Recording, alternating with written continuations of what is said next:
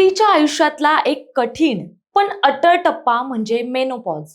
आजवर ज्या विषयावर उघडपणे बोललं जात नव्हतं त्या महिलांच्या आरोग्यासाठी महाराष्ट्रानं आता देशात पहिलं पाऊल टाकलंय. मकर संक्रांतीचं वाण म्हणून राज्य सरकारनं महिलांना आरोग्याची गोड भेट दिली आहे. महाराष्ट्रात देशातील पहिलं मेनोपॉज क्लिनिक सुरू झालंय. मेनोपॉज म्हणजे केवळ शारीरिक बदल नव्हे तर मानसिक संघर्षाचा काळ. हाडांची झीज, चिडचिड आणि झोपेच्या तक्रारींमुळे महिला खचून जातात. हीच गरज ओळखून राज्यमंत्री मेघना बोर्डीकर यांच्या पुढाकाराने मेनोपॉज क्लिनिक सुरू करण्यात आलंय.